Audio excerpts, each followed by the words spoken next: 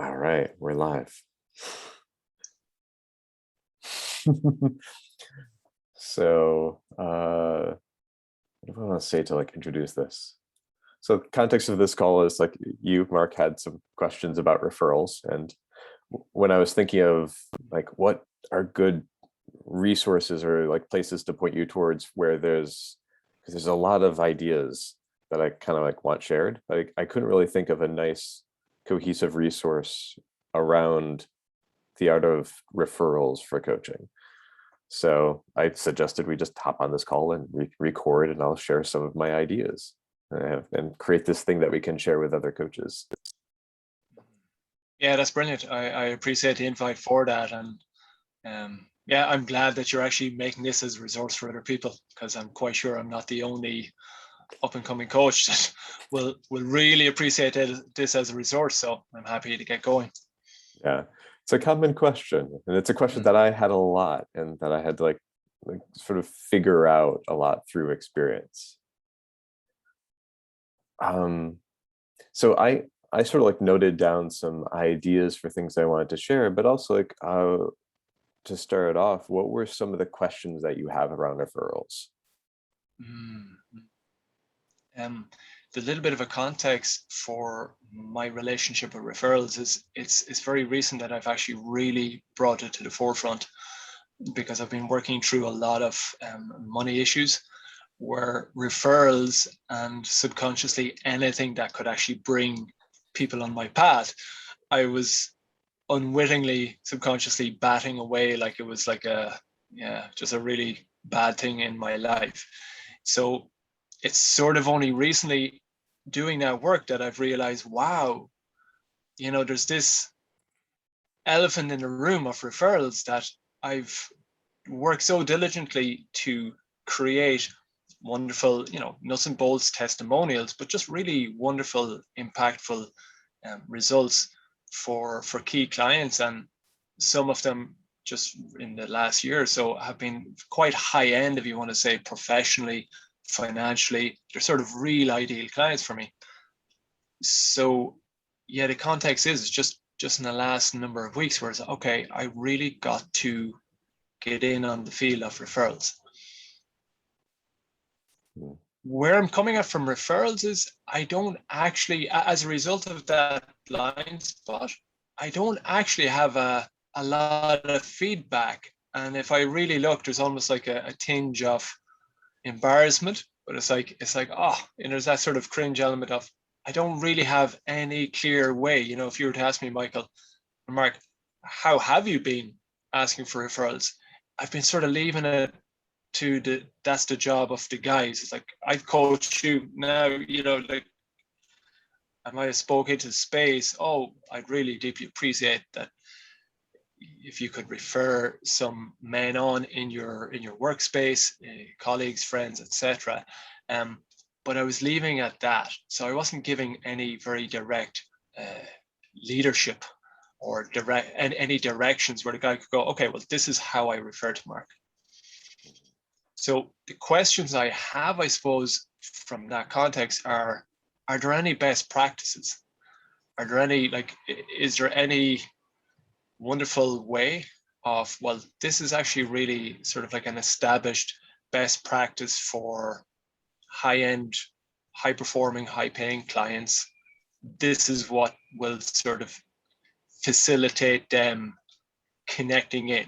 If they refer to a colleague, friend, somebody in their network, this is really the highest leverage way of communicating to facilitate somebody connecting in. The second query, so there's that practical element first and foremost, the how and the directionality, how to direct somebody. The second bit is one guy that I'm coaching currently, he's like the best, like he is my ideal client on every single level, from a psychological, energetic perspective, he's wonderful, but more especially it's his network of people that the people he has in his network. Finances is not, and it's not really a resistant point. He's working in a firm an offshore's legal firm where the average wage, I think like the entry level wage is $250,000. That's just like your foot in the door, and he's actually a senior partner in the firm. So his network, for the first time in my career, is one of those, it definitely is opening into the how can I pay you? Yet within the context of referrals, I spoke to him about referrals just about 2 weeks ago. And it was like most people in his network, he was like, well, no, I couldn't refer you there within the place because it's the deep, intimate level of coaching. It's almost like referrals becomes a high resistance thing for him to do. Mm-hmm. So it brings up a layer of, there's the first part, which is the practicalities, the nuts and bolts. And then there's the second part is, if there's a layer of deep resistance within a client, mm-hmm. how do you tactfully coach somebody on that? I've had ideas, and it is very highly relevant for his healing journey. But I'm leaning in open-minded, Zen, beginner's mind to just your insights and your experiential know-how within that field. So I hope that gives you a little bit of clarity as to where I'm coming from. Yeah, definitely. And I'm sort of like thinking about like some like layers and sequencing of things I'd like to talk about. I think I might just like want to address that guy at the beginning, because one thing that occurs to me, like where he's resistant to referrals, like there's something going on there. Just kind of noting that's not really a referrals issue. That's an opportunity to coach him around something. Yeah. Like, so instead of it being about best practices or referrals or coaching business, it's just like, it's focus on him. And so it's an opportunity to serve rather than an opportunity to like try to overcome resistance to referring, because something interesting is going on with him. And when that shifts, then the rest of what we'll be talking about referrals will probably be able to happen much more easily with that guy.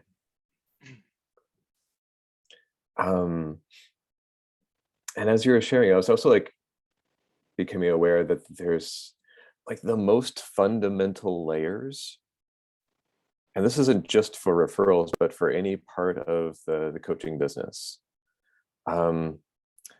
tends to not be the best practices or the mechanics. Like if there's money mindset issues, which is one of the most common things that coaches come up with, like, or just like anyone sort of entering entrepreneurship, people who haven't already been doing something very similar and just like are switching over to coaching. So yeah, it's like money stuff will come up, self-worth, am I good enough? And just like more of our stuff seems to come up when we go into becoming professional coaches. It's fascinating how much more coaching someone needs when they're becoming a professional coach. Like we can go through the trainings and we can be coaching each other and getting really good at coaching, but then there's like this whole new layer which is unfolded as soon as it's like we're about to receive money, or we want to receive money or make a living at something. Then even more stuff starts coming up. So like the fundamental of all of this stuff is, yeah, getting coaching yourself. And often when that's done, a lot of these questions about like, what are good ways to do this? What's the right way to do this? What am I doing wrong? They tend to just answer themselves, or they become like not as dramatic. It's not like, oh my God, how do I do this? How do I figure this out? It's like, maybe I'll ask this person. Maybe I'll like ask them like you did. You like asked me. It's like, what are your thoughts on referrals? So as you handle the fundamental things, like all this, the details of coaching business become so much easier. Like I've seen it time and time again where people have, like they've done group programs, they've read all the books, they've gotten all the ideas, they've got all the concepts, and all they need is just like a little bit of those internal shifts. Like they need like a little bit of coaching or some sort of transformational experience, and then the knowledge becomes easy to put to work, or becomes easy for them to go out and to find ideas to try and experiment with. So like it's one thing I realized as you were sharing. It's like, oh yeah, that's right. Sometimes someone gets a coaching session and the things they've been learning for the last year, suddenly they can do now. And that's really cool. It's making a lot of sense. I'm just sitting here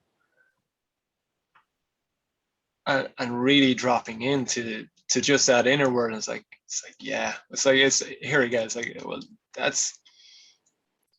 it's so blatantly obvious when you just slow down.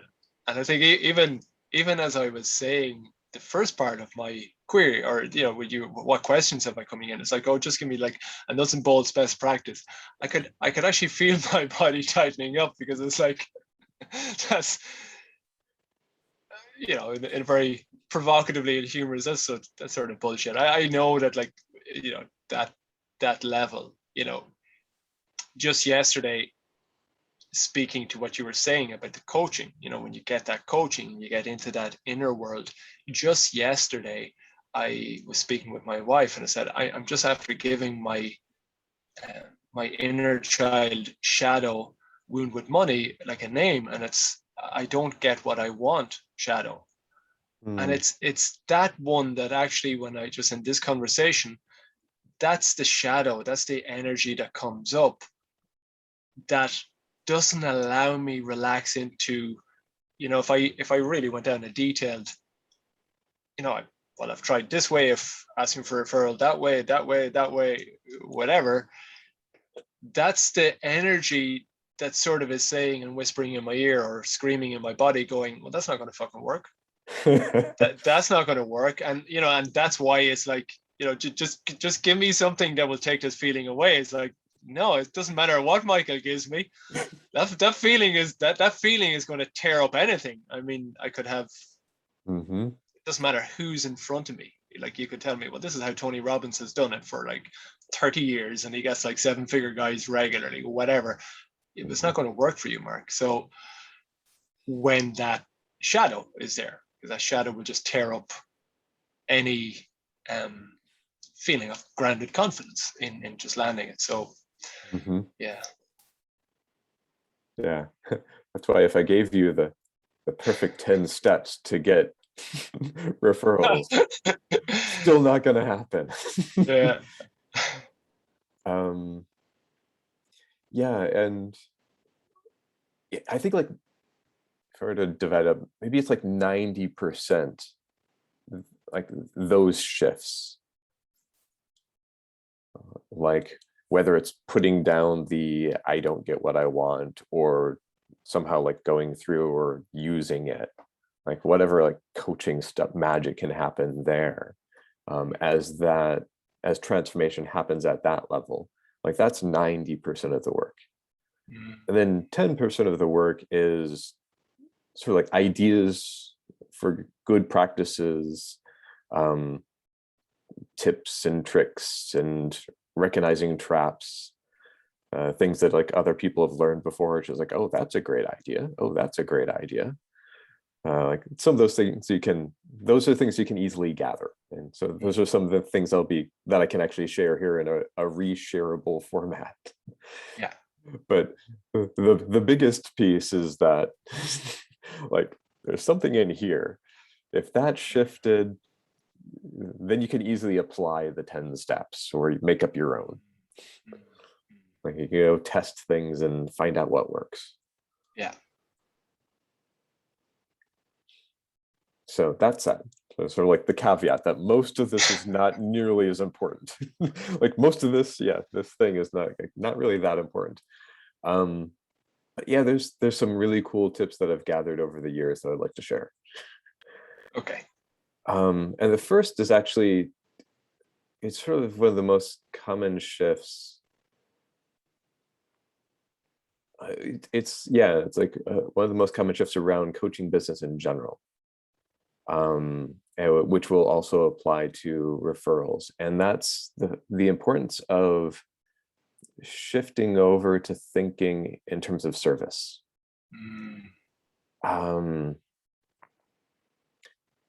Because yeah, and like first there's like the shift when you're like creating coaching conversations with people and creating clients, but this also like the temptation to go into sort of a sales mentality can also creep into how you think about referrals, like trying to get a referral from someone.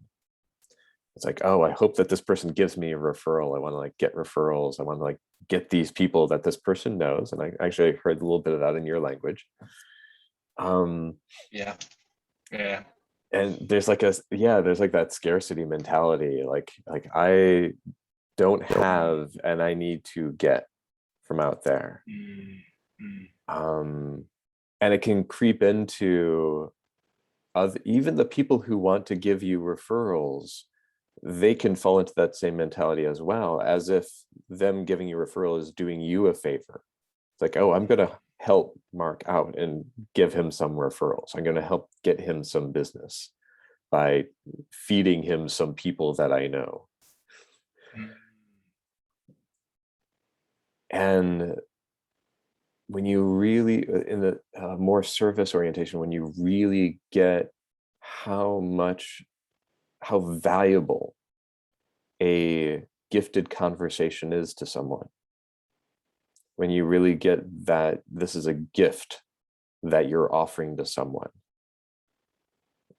A metaphor that Steve Chandler used before that I love is, imagine that you're given $100 bill and your assignment was to go give it away. Like, how difficult do you think that assignment would be? Do you think we'd start feeling like self-conscious about like you or the $100 bill if someone said no? They'd be like, really? You sure? It's 100. Okay, well, how about you? How about you? Or if you gave a friend that assignment, like, hey, I'm gonna give you this $100 bill, just in case any of your friends might be able to use this. Like, referrals, when you get the value of coaching, when you get the value of someone having the opportunity to have a conversation with you, it should feel that easy. Recognizing that, like they might not understand the value of the $100 bill, so there's like bridging some gaps of understanding. But when you see the value of it, because the conversation with you is worth a lot more than a $100 bill, and it really should not be a surprise when the person who's like referring someone is like, really, you would do that? You would help my friend? And the friend would be like, really, you would have a conversation with me? Thank you so much. Where of course, like they recognize the value. And first, you need to recognize the value. There's I just want to speak for full transparency to you and anybody listening in, looking in afterwards. Like, there's a part of my psyche just act cool here. It's like, but it's like when when you're saying that, it's like, wow, that is so ridiculously simple. Yet on a level, I've heard it before. The words rationally, my rational mind has heard those words before. But my body emotionally was like, wow, I've never really allowed myself feel about my coaching like that before.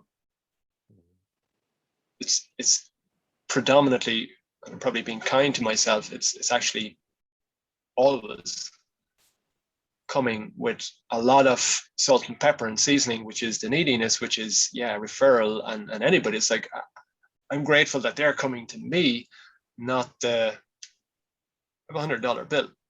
Like, this is pretty darn powerful, and this is that valuable. So I energetically, it's always the former, the latter. It's the first, not the second state of being I'm in. I'm really feeling that energetic, and that's obviously imbuing how I write an email. It's imbuing how I am on a call when I'm live with a person. It's imbuing, yeah, just all the communications. Yeah.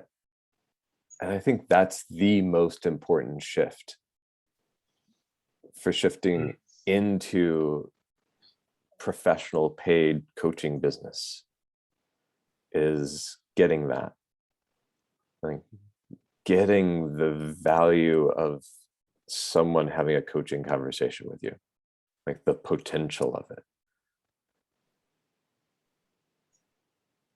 Because then like the neediness drops away when you see the value. And I think that's one of the reasons it can be helpful to not too quickly be trying to make a living from coaching, or to be trying to make money, or trying to get a paid coaching client. Like there's that skip of like, okay, I've learned to coach, now I need to get paid. And it's like, yeah, like when you get how valuable it is for the client, when your focus is on the client instead of on your business, that becomes the foundation of creating a business. And all these other things just like keep on coming back, like what would serve this person? Not even like, are you like objectively transformational for lots of people, but like, are you transformational for this person? What would help this person?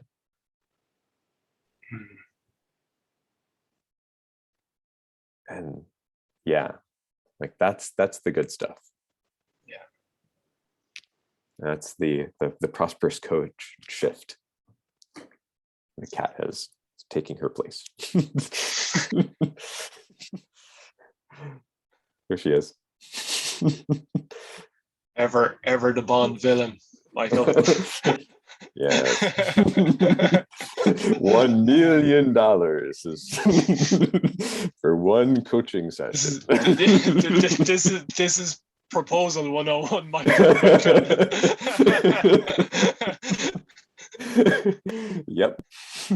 More cats mean more money. I think I'm scaring you a little bit by laughing. So referrals, yeah, like seeing it as a gift. And also from there, if you're talking to someone, like if you're talking to a client about referring you, really getting that you're not really asking them for a referral. It's an offer.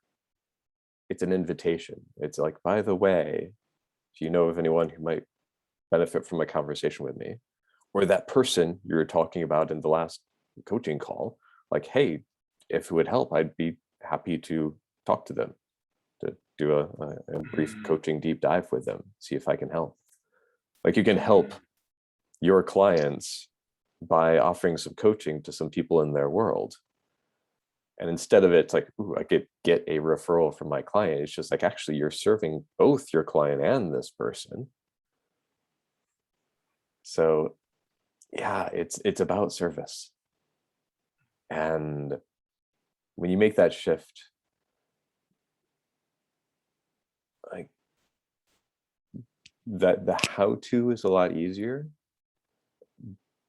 but it changes the relational dynamics. Because when you get that, like, there's the independent of like what words you say, but it transmits. Like someone who's going to be referring someone to you is going to feel really good about referring someone to you, when because they're not thinking of it as like doing you a favor, as some sort of like exchange. They're like, oh my God, yeah, I think Mark could help so and so, and he's willing. It's like, awesome. And it's more about helping the client. So like that's the most important layer, and that's like the whole serving layer. That's the most important layer, I think, for coaching business. And going a little bit more into like just specifics for referrals. This is more like tips and tricks then. So there's the context for asking for referrals or offering conversations. One of the things that I do now, like a tip that I got from another coach, is actually in the coaching agreements call that I have, and in our coaching agreements, I mentioned that at some point I will ask for referrals, and totally acknowledging that I'm going back into the old language of asking for referrals. But like at some point I might ask them if there's someone in their world who might benefit from a conversation with me. In some ways, that's a heads up for them to be keeping in mind that, like, yeah, you can like refer people to me, like that's okay. And also, like, to a large degree, that's sort of permission to myself to, like, every once in a while, just if I'm looking for more people to coach, I can think of a couple of my clients and send an email saying like, hey, like, that thing we mentioned in the agreements, like, now's the time that comes to mind. Like, is there anyone, like, I've got a little bit of time, is there anyone in your world who could benefit from a conversation with me? And also thinking of it, when you're asking for a referral, you're not asking for a client. You're not asking someone other than that person, whether that person is going to sign up as a client. You're just offering a single gifted conversation for someone. Like, you don't know if they're a good client or not. And as you have less time and then you have more of an idea of who you do and don't want to work with, there might also be some filters. Like, that's where you might have a little bit of like what might sound like a niche or some preferences. Like, here are some of the types of people I love working with. I don't want to work with these people. Like, I don't want to work with people who are just like me personally. I don't want to work with anyone who's just blaming the world and somehow wants help to sort of feel justified blaming the world and not taking personal responsibility for anything. It's like, nope, don't want to talk to him. Read this book, refer them to this other person, or like, all right, like maybe get therapy, like go somewhere else. I'll see if I can serve by sometimes delegating or pointing them in another direction.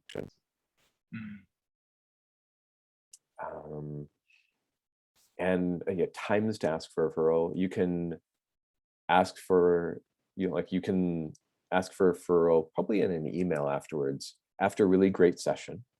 So after you have a great session where a client has an, oh my God, I see everything differently, a little bit after that might be an appropriate time. It's like, hey, do you know anyone else who might like to have their entire life changed for the better, perhaps in a similar way? And I mentioned before, like, if someone is mentioned in the coaching session who's struggling, because it's kind of similar to how you have your ears open just socially for someone who's struggling, or someone who mentioned someone who's struggling or has a big opportunity, or is just like whatever you're listening for the types of people you love to coach. And you could mention sometimes in the session, sometimes in an email afterwards, like, hey, would it help if I talk to that person? Like, sometimes you can end up coaching more and more of the family or more and more of the company by doing this. Like, hey, I hear that, like, you're talking a little bit about that person. Do you think it would help if they talk to me? So those are times, like sort of like the timing of referrals. Important thing about referrals as well, to work in the singular, like not asking for broad categories of people or types of people, or do you know anyone? See if, like, if you're asking, like, sort of open-ended, do you know anyone? See if they can think of a specific person, and see if they can think of it in real time. because most people initially within referrals, like, hey, if you know anyone who's in this type of situation, then then feel free to send them my way. Like, usually nothing happens when when it's just that degree of referral. But it's just like, hey, I love working with people like this and this and this. Does anyone specific come to mind? And actually, like a cool tip. One of my clients is a coach who's also in BNI, where there's a culture where it's very much they're trying to refer you, which is a cool experience in getting better at referrals, because you can actually brainstorm with them, like, how can you refer me better? And they're on board for that.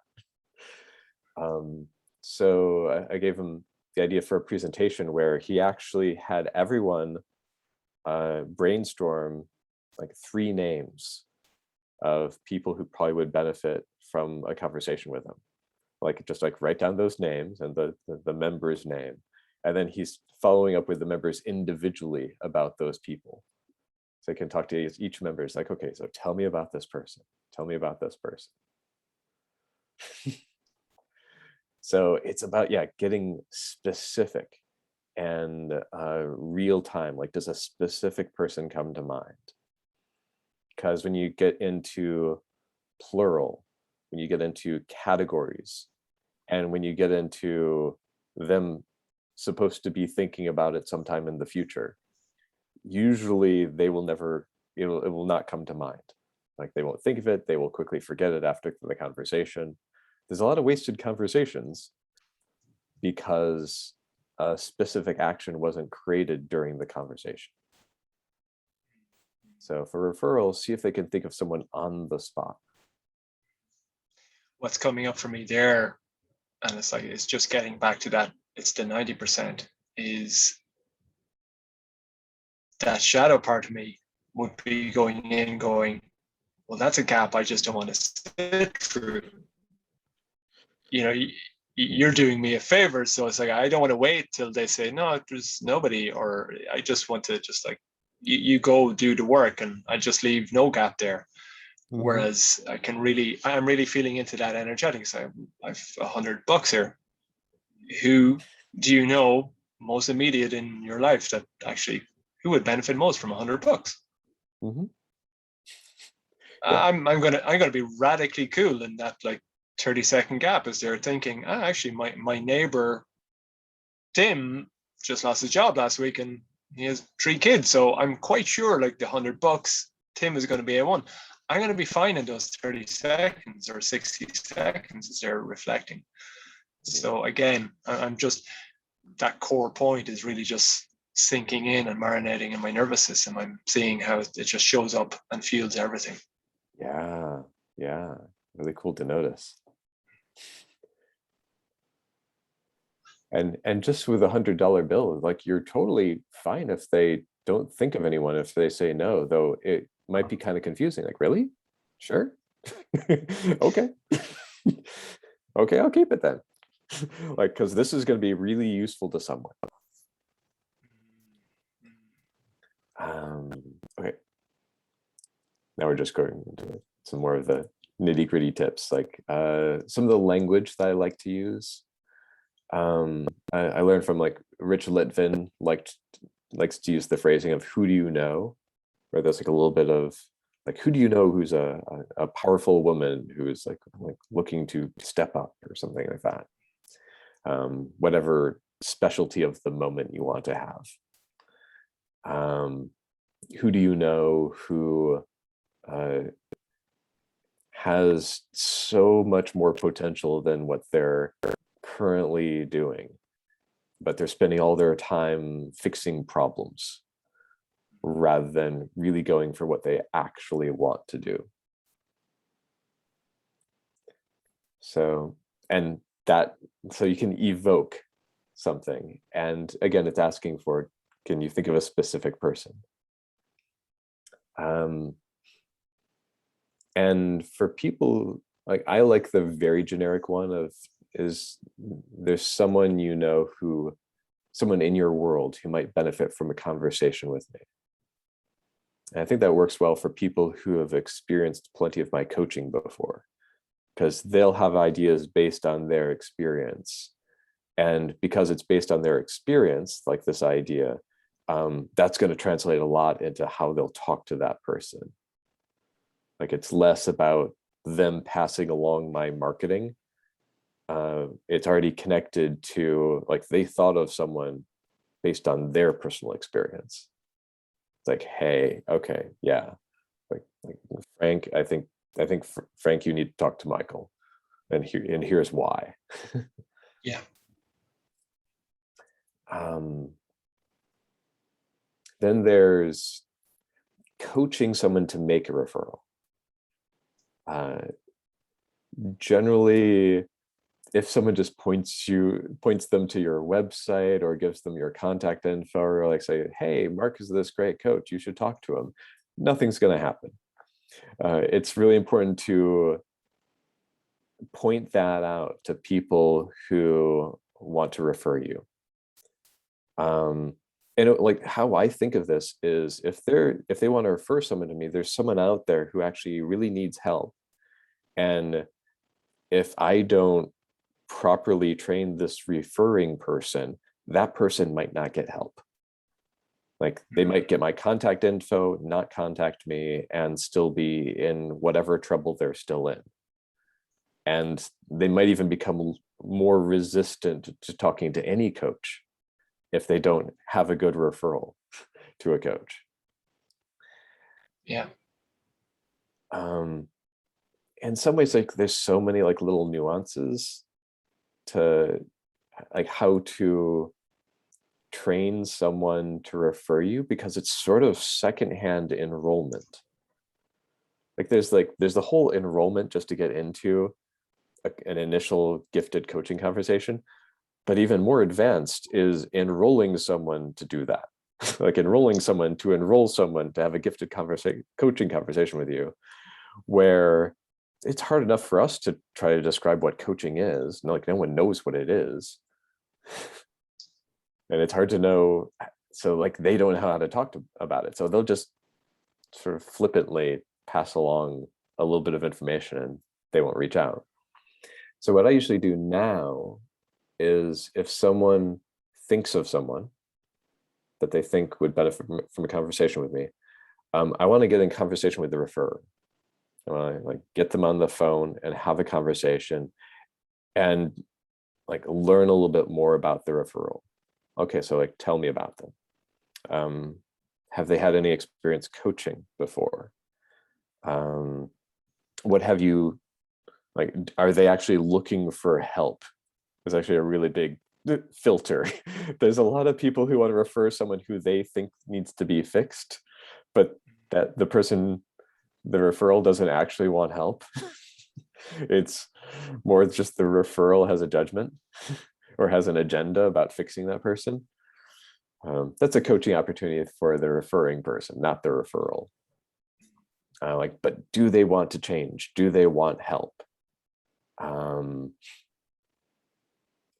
Gather any information that you can about them.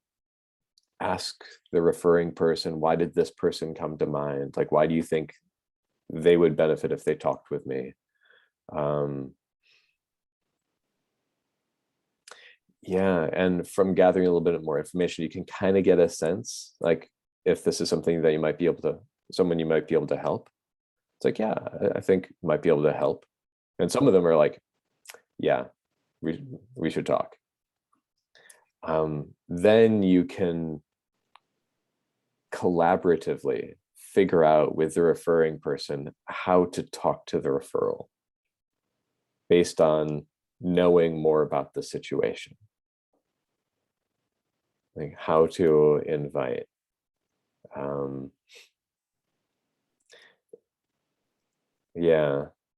And implementation wise, like my favorite right now is an email introduction between the referring person and me, so that if the referral person doesn't get back to me soon, I can get back to the referring person. Let's say like, hey, like they didn't call me. Like there's a little bit of responsibility with the person who's referring to like make sure that the conversation actually happens. And another general thing, which sort of explains why this can be a tricky process. This applies to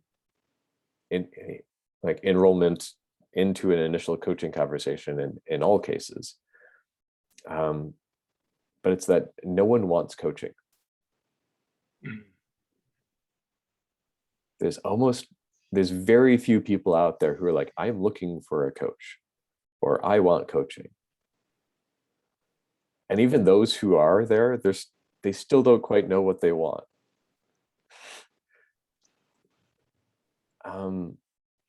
So people who are referring you, it does very little good to say like, are you interested in coaching? I know a great coach. Because like at best it will just sort of register as neutral noise.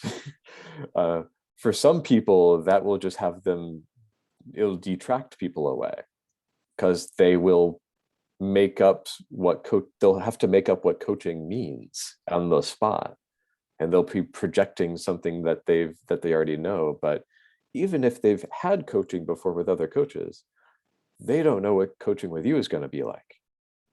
Like chances are it's going to be a completely different creature, and they will immediately start thinking having incorrect assumptions if they're thinking about like coaching.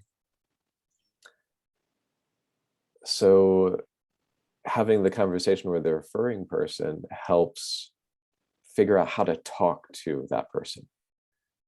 Like no one wants coaching, but there's a lot of people who want help. There's a lot of people who might want to talk with someone.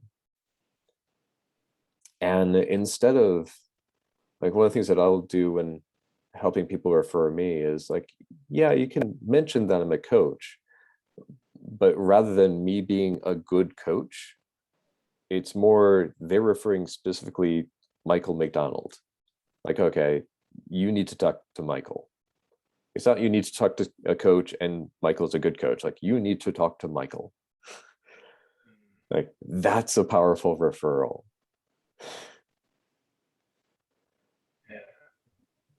And then also in the training for the person who's referring, it's that like have them share their experience much more than trying to sell the person on the concept. Like, here's my experience of working with Mark. Here's my experience of working with Michael. Here's what has changed. And here's why I get the sense that it might be really powerful for you if the two of you talked. And there can also be like, yeah, it's like he's not going to try to sell you anything. This is a gifted conversation. You don't need to worry about how much it costs or anything. Yeah. Like yeah, when the referring person really gets that there's no neediness, it's really easy to refer someone. Yeah. That distinction, just to speak to it, between coach or Mark. So I get to that level where, when guys are there, I coach men, guys trust me.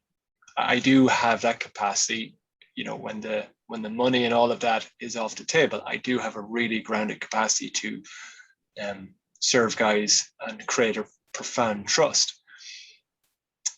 And what I found is one man who has had like a 12-month deep dive with me, he has actually spoken a lot about his coaching with me to quite a number of guys.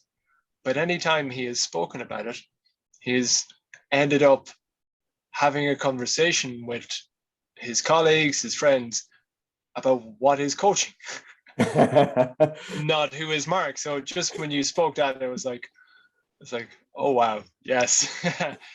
There's so much power in just that distinction for me, in that directionality of when I'm speaking to somebody. It's like, hey, probably better just to not speak about coaching, and you need to speak with Mark, because they trust Mark.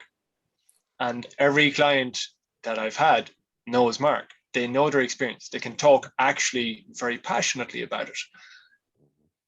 And they're the guys I'm going to, the guys that have resonated with me so deeply, they're going to be the guys that, if there's going to be a door of a referral, it's going to be through them, but it's not coaching. So that distinction would draw in my mind. It's like, okay, coaching is off the table. Especially, and I don't know if there's a difference between men or women being referred, but men, I coach men, so men, it's like, I don't want help. I don't want support. There's like the conceptual rational mind. We camp out there so much. So coaching just gets the rational mind into a boggle of conceptualization, which is like, okay, that just keep that off the table completely. You need to speak with Mark. Yeah. Then energetically, the man in front of him is like, I actually like this Mark guy. I've never met him, but if you, Michael, trust Mark the way you've just landed at, you need to speak with Mark. That was just direct masculine embodied presence there. Yeah, energetically, I'm going to speak with Mark. It speaks to me. Mm-hmm. Yeah, because it's selling the experience, not the concept. Also within the referring conversation,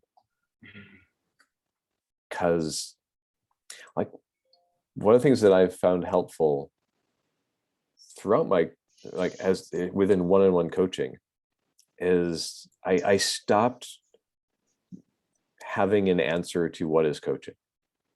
And I stopped trying to explain what is coaching. Like anything that started going that direction was the wrong direction. Like, what is coaching? I don't know.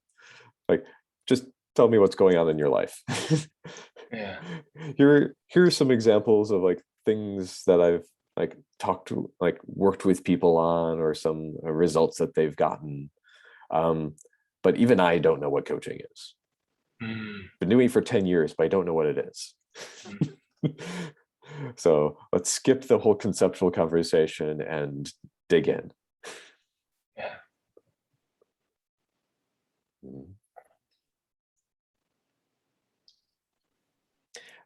And so that's like those are all the tips for like referrals. But one more tip: keeping the relationship with the referrer going as well about the referral. This is a sort of a power tip that I learned from Steve. Keep on following up over time, like with the person who referred someone to you, saying like, and honoring confidentiality. But it can be as simple as like, okay, like we had an amazing conversation, like let them know. It's like they've become an ongoing client. If they like when they renew, you can let them know. It's just like, we're still doing powerful work. Because someone who's referring someone, they're not doing, because again, it's not to help you, it's not doing you a favor, it's to help that person. And they want to know that they've made an impact. And if they get to hear about, like, because they just talk to this person and arrange this introduction, this person's life is massively changing for the better, they're going to be really enthusiastic about referring more to you. Like, and all the things together about the stuff we've talked about today can make a one-on-one coaching business really easy, where sometimes you just get like that one client, and the referrals start happening. You start removing all of the internal roadblocks to referrals.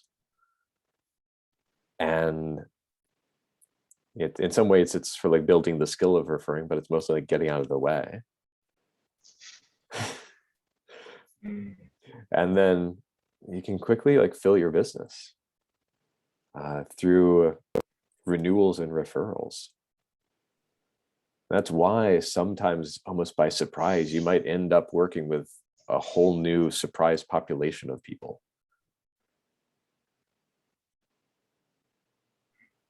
And when you see it all, when you're seeing all the opportunities to serve everywhere,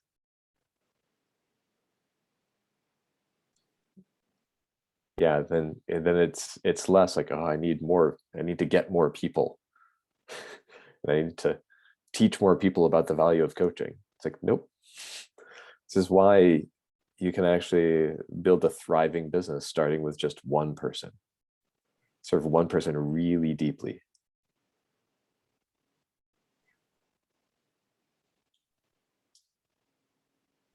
Yeah. So those are all the things that come to mind. Yeah, I'm really so glad that there's a recording of this, because I normally have my page, but I consciously just zone in energetically and just submerge in, because I can get distracted taking notes. But definitely, it's packed with value. I think just for my own integration level here, just to do a little recap, what's most of value with immediate reminder. I think the $100 bill, it's just this is super precious. It is. It is. And on a level I know it, but it's like energetically, that line was just getting out of the way. That last bit is like, just get out of the way. Shadow stuff, yeah, cool. Inner child, cool. It's cool. I honor you. I love you. But like, when I'm having a conversation, like I'll talk with you later. You're cool. We'll bounce ball and play football, and we do whatever that we need to do later, but just get out of the way. At this time, backseat of the car, drive with that king energy forward. It's like, this is stupendously valuable. It's $100 bill. It changes the energetics. The distinction between coach and name, that's massive. That's just lighting up. It's this flashing neon lights for me from certain conversations. The service, there again, it's repetition is master, but it's just sinking more and more into that. Yeah, there's many other things coming, but I think they're the really big ones. It's the energetic. I do know the 90% that's just sinking more and more into that. So much value. So much value. Thank you, Michael. Yeah. I thought of one more tip before we since this is a nice comprehensive list of all of my ideas about referrals. So I love that we get to coalesce this. When it comes, because a common objection, concern, thought, whatever that comes up with referrals, like, well, I could refer you this person, but I know that they couldn't afford you. And this will amplify as your rates go up and up and up as well. It's just like, well, this person definitely can't afford you. The cool thing is like, you don't need them to become a client. And as long as they're the type of person that you love to serve, totally go for it. Because also referrals come really easily from people who wish that they could afford you. Like, it's like, I so wish that I could afford to work with Mark. Like, I look forward to maybe someday getting to work with him. And then they can refer other people that you can help, like, who also can't refer you, but also like they might know other people who can work with you right away, who are ready to work with you. So yeah, part of the conversations with people is also eliminating that objection. Unless you're at the higher level of filtering of like, yeah, probably make sure that only refer people to who can afford me, because I want to talk to less people. Like, I have very little time and I have a higher bar. So that'll come later on. Yes. I'm good with answer part A for the moment. We'll do referrals part 2 in a few years' time. Cool. Anything else before we close the recording? No, I'm really good with that. It actually was really, I think, surprisingly more comprehensive than I didn't know what to expect coming in, but it's been surprisingly comprehensive and deep in many levels. So I'm really looking forward to looking at the recording, and just I've lots of stuff coming through. So of massive value. Thank you so much, Michael. Yeah, and thank you. It's been like, if it was just me talking into a camera, this wouldn't be nearly as fun or probably not as valuable. Yeah. Yeah, thank you. All right.